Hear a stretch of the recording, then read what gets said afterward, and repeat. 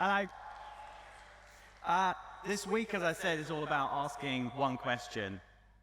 What is the most important thing in your life? What is the center of your life? You might have a number of answers to that. Maybe it's your friends. Maybe it's sport. I could have picked any picture for this, yes? Are you with? Oh, come on.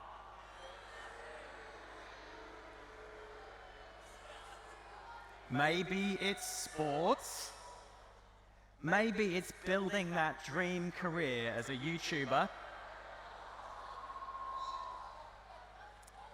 Or maybe not. Maybe it's your unswerving devotion to Taylor Swift. Wow. No, come on. Let them have their moment. So maybe one of those things is like the heart, the most important thing, the thing that you get most excited about, the center of your life. This week at Satellites, we have got a different answer to that question. We think there's something even more important, in fact, someone even more important, even more central to life itself than Taylor Swift, I know. And it is not going to surprise you to hear who it is. So, as we start this week together, this is a short talk about how in a really uncertain world, the best place to put your trust, the best person in whom to place your trust is Jesus. Now, it's a decision that I made 31 years ago. Here's what I looked like then. Yeah.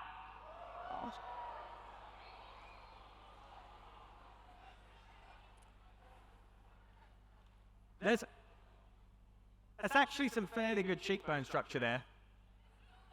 Thank you. And little departure, little segue, but I had to go to my parents' house and read through old photo albums, and it brought up some difficult things. And one of them was that I did, as I said earlier, once do a modeling shoot. And the people from Woolworth's Ladybird, which was a very prestigious brand back in the 1990s, came to my school and they asked a load of us in our class whether we would be models. And so I put my hand up, I said, I would like to model in your catalogue, Woolworth's Ladybird. And they looked at me, and I was a funny-looking thing. And so they gave me the only thing they felt they could have me model. And I'm telling you, that hair is coming back. Anyway, that's not really relevant. Anyway, it was all good because I became a super cool gamer. Here I am with my setup. Look at that. Some nice hair progress going on as well. This is me at 14 with my Atari ST. You don't care what that is. But I can tell you from the ages of 11, when I had to put that coat on, to super cool 14, my Atari ST was the center of my life. And then somebody told me about Jesus.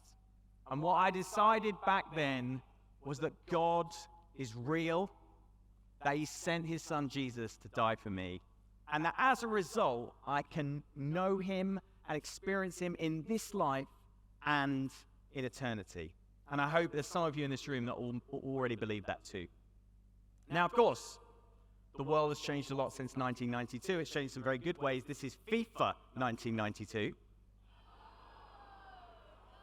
Yeah. And the world has changed for the better, because here's FIFA 23. Yeah. Back in 1992, you had to dial up the internet by plugging a cord into the wall, and you had to ring the internet on the phone. And then if somebody in your house picked up the phone, it disconnected you from the internet. Obviously, we now have high-speed broadband Wi-Fi. It's much better. And we used to listen to music one tape at a time on a portable cassette player called the Walkman, right? Now, I tell you, if this was 1992 and I had one of those, you would think I was super cool. Thank you. The world has got better in lots of ways since I was 14, but I also think the world has got a lot harder. And you guys are growing up in a world with a lot of problems, and it's hard to know who to trust. We have just about emerged from a world-changing, a historic pandemic with constantly changing rules, where it was hard to know who to believe and who to trust because even our leaders seem to have different rules to us. The climate is in chaos. We know that but there are conflicting reports about what that means and what we should do. Perhaps this time last year, we wondered if we were actually going to get dragged into World War III. And politicians, yes, this is not a political talk, but politicians have been discredited. There's talk of financial crisis, but actually there's a lot of talk of not being able to trust our political leaders. So these are stormy times that we're living in, and it is really difficult to know in those stormy times where to place your hope and your trust. So I want to tell a really simple Bible story tonight. It's found in a book called Matthew, but what's really important to note is this isn't just a story from a children's book or a novel. This is something that really happened. It involves real people in a real place and people with real emotions. And it's a story about Jesus' disciples, these 12 guys who follow Jesus around learning from him. In fact, a lot of people think that the disciples were just teenagers. So imagine you and 11 people around you, right? Just have a little look around. That's like the disciples. Just figure out which one's Judas. I'm joking, of course. That was a joke. Don't email me, youth leaders. That was a joke. So these 12 young people, just like you, they go off on their own on a boat. And what's really important about this boat trip is they leave Jesus on a mountain somewhere else to rest and pray on his own. So Jesus isn't there. And when I say they go sailing into this huge lake, here it is, it's about 10 miles wide. Don't imagine the sort of duck pond in your local park. It's actually called a sea. It's called the Sea of Galilee. It's a real place. You can go visit it.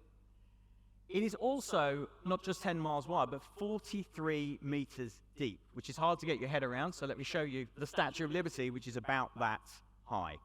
So it's a seriously big lake. It's so big, in fact, it has its own weather, to the point that you can have proper waves on this lake, and even a scary storm.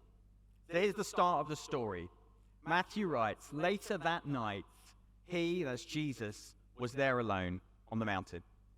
And the boat the disciples are on was already a considerable distance from the land, buffeted by the waves because the wind was against it. Now, buffeted might sound quite nice to you. Sounds a bit like buffet. I enjoy a buffet. We all do. Maybe you come from a family where your mum calls it a buffet, which is very confusing. This is not one of those. This is not fun. This is a storm. And the boat that this group of teenagers is on is suddenly being tossed around in a violent storm, and it no longer feels safe. They are very aware suddenly that they are 43 meters up. And Jesus, their guy, the one who always keeps them safe and sorts it out, the grown-up in their group, is nowhere to be seen. So how do you think they feel? How would you feel? They are in a storm, and just in case it's not obvious enough at the start, we talked about how we now find ourselves in the middle of a metaphorical storm. And this is a story about a group of young people caught in an actual storm. You see, it's relevant. And then, of course, there's the most famous bit in the story. This is the bit I think you'll have heard or seen before. Even if you've never read the story, you'll know the phrase, Jesus walks on water. Jesus walks on the water to them. Now, who's Jesus? Obviously, we're going to talk a lot more about him this week. But to them, to these teenagers, to these disciples, he's the person that they always want to be around. He's their teacher, he's their friend, he's their guide through life. And he's the one who always knows what to do. This isn't Jesus. This isn't like a photo of Jesus they've somehow taken. This is an actor who looks excellent, but is just called Jonathan Rumi. But he does look a bit like we imagine Jesus would have looked. So, Jesus walks out to them. Jesus walks out to them on the water. But some time has passed. They went out on the water in the boat at like the end of the evening. But now it's shortly before dawn and they've been in a storm for hours. Let's not overlook that as we think about this story. They are exhausted. They have been locked in a state of fear. Can you imagine being in a boat in a storm for hours? They haven't just like seen the boat rock around a couple of times and then Jesus appears. They've been blown around 5 miles out into the lake, 43 meters from the bottom. And remember, it's 2,000 years ago, so there's no lights, only maybe the moonlight.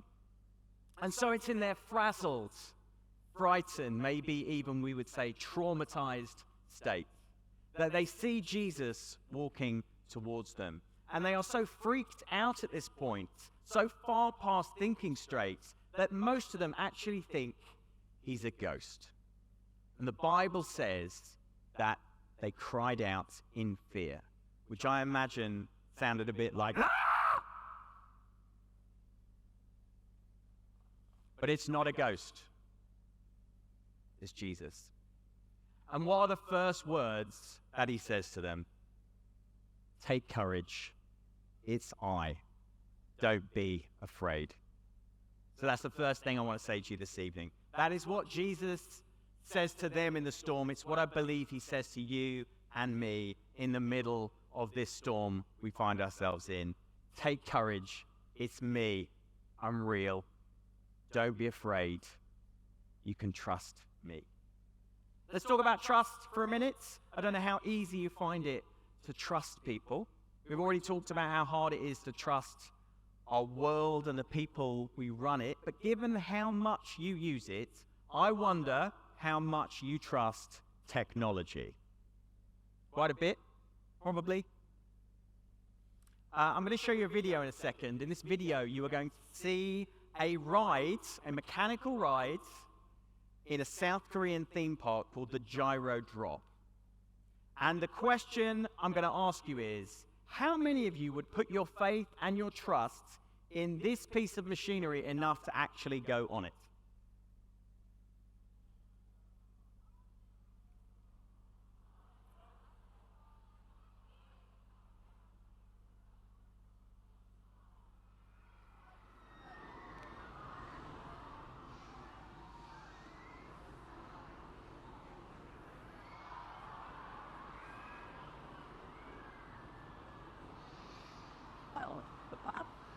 We may go and fight us and done for the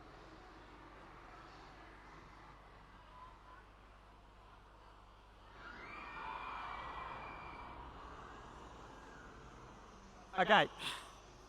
So hands up if you would have a go on that. What is wrong with you? Are you serious? All right. So you would put your trust and your faith in technology, but what I didn't tell you is that is fake. That was CGI, very clever CGI, but you probably trusted me because I'm here with a microphone. You probably trusted me. Turns out that was a mistake. But with the rise of AI and CGI becoming so clever, it's really hard to know now who you can trust, even to the point of voices you hear and pictures you see, because they can now, using AI, make a celebrity appear in a video saying things they never said. Well, perhaps at least you can still trust your friends, your family.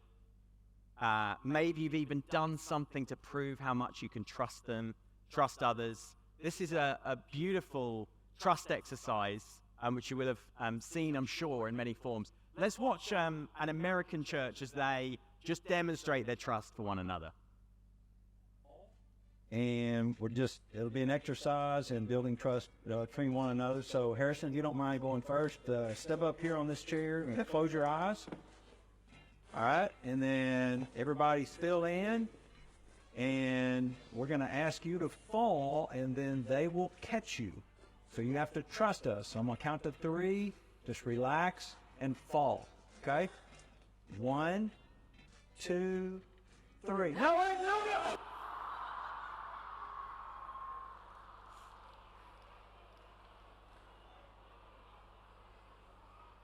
You know what's really sick? Is that you really wanted that to happen. The truth is, it is really hard to know who to trust. And you know what? Honestly, you shouldn't even place all your trust, all your faith in people like me standing on stages with microphones, because ultimately, some of us are going to let you down. But I promise you, Jesus can be trusted. And I have journeyed with him for 30 years since I looked like this guy. And as you can see, I had options. Oh, where did that come from? I promise you, you can trust him. There are a lot of reasons why you can put your trust in Jesus. There are a lot of reasons why it makes sense to put Jesus at the center of your life rather than Taylor Swift. And you are going to hear and experience, I pray, loads of those over the next 5 days. But here is what it comes down to for me. His story that we read in the Bible adds up. It fits together. He is who he says he is. His teachings that have become the foundation for societies and cultures around the world make the most sense of life. And his presence is real, and it's with us today, and even offers us complete transformation. I promise you, you can trust Jesus with your life. Let's go back to the lake. Jesus walks out to them. They're terrified. He tells them not to be afraid. The second part of the story, and there are only 2, involves Peter. This is Peter. Well, again, sort of artistic interpretation. Peter is one of the most famous disciples. He actually does all sorts of incredible things after Jesus ascends to heaven. He's perhaps the key leader in the early church. But that is not what he is famous for.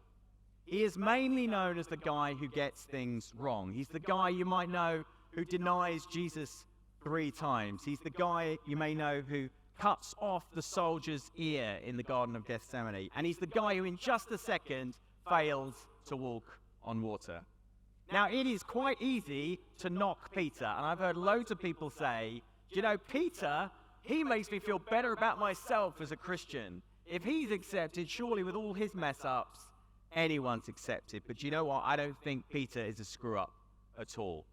Most of the disciples are like, it's a ghost. But Peter doesn't do that. Here's what happens. He says, Lord, if it's you, tell me to come to you on the water. Which is an interesting thing to say when you stop to think about it. He didn't say, Jesus, would you just make it all calm, walk over to the boat, get onto the boat, make us all feel safe. He said, if it's you, tell me to come to you. Peter doesn't just want to wait passively for Jesus to act. He's like, you know what? If you can really be trusted, if there is some crazy miracle going on here, I actually want in. I want to be part of this. And so he asked Jesus to let him walk on water too. And perhaps that's why, despite all his mistakes, Jesus ends up being really fond of Peter because he is willing to have a go. Jesus says, okay, let's go. Come walk to me on the water. And Peter says, all right, I will. And he steps out of the boat and he trusts Jesus, even though they are 43 meters up. Here's the short version of what happens. You can read it in Matthew chapter 14 if you want to. Then Peter got down out of the boat, walked on the water, and came towards Jesus. But when he saw the wind, he was afraid and beginning to sink. He cried out, Lord, save me! Immediately, Jesus reached out his hand and caught him. So Peter tries to walk to Jesus, but then he gets scared and sinks. Peter fails, as he often does, and Jesus has to catch him before he plummets to the bottom of the sea lake thing. Right? I don't think that is what's going on here at all. There's a thing we often miss in this story. It's not helped by pictures like this, which accompany sort of versions of the story we read as children. Jesus sort of walking to Peter on a sort of sheet of glass. You can see they're not 5 miles out, they're about 5 meters out. It's very serene, it's very low risk. But that's not what's happening at all in this moment. In fact, it probably looks more like this. The storm doesn't stop until Jesus gets to the boat. Jesus is asking Peter to walk to him in the storm. Or in fact, what Jesus is really doing is he's asking Peter to trust him right in the middle of this storm. Now, I wish it wasn't like that. I wish it would be so much easier if Jesus just calmed all our storms for us, but that's not how life works. And there are big storms like the one we find ourselves in and like the one Peter and the disciples are in. And Jesus asks us to trust him even while the storm is still going on.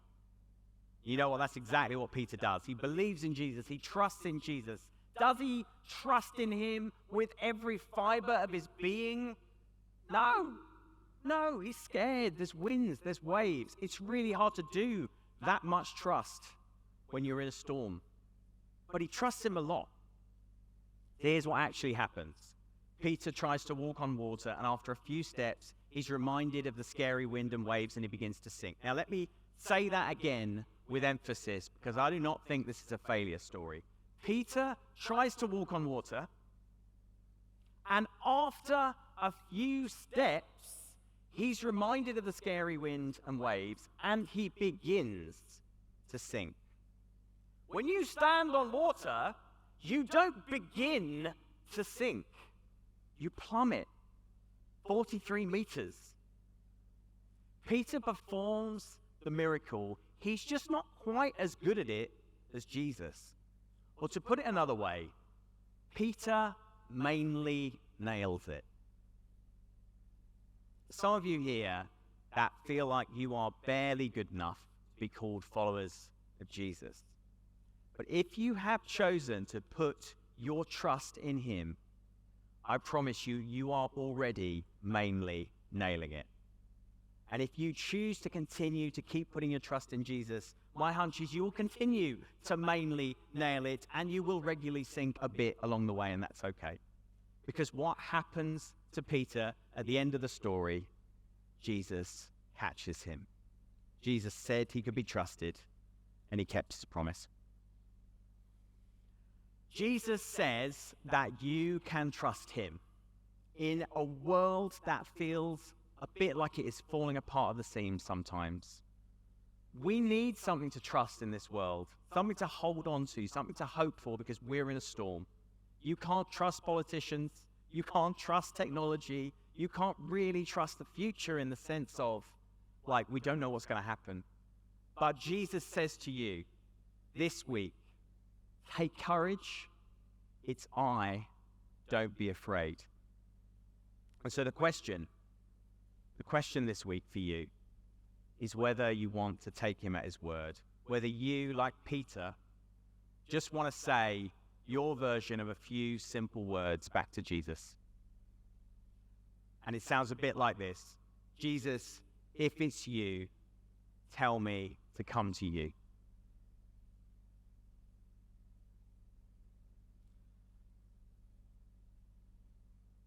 What I would love to invite you to do as we start this week as we think about, what's ahead, and we consider whether we can put our trust in Jesus, I want to just take a moment to be quiet. And I know it's hard, but I just want us to spend 30 seconds. And in that 30 seconds of quiet, if you want to, I invite you to talk to Jesus. You don't need to speak out loud. He's going to hear you just as you speak in your head. But I invite you to talk to Jesus about what you're feeling right now, about what you feel about the idea of trusting him, and what you want from him this week. So let's just spend a moment together in silence.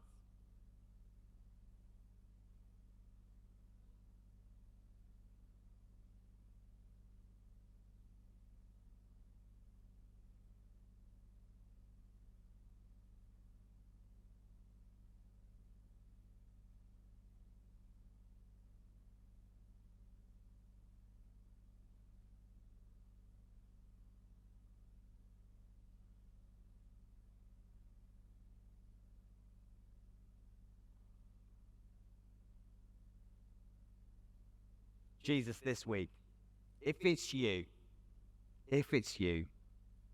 then meet us on the water and tell us to come to you. Amen.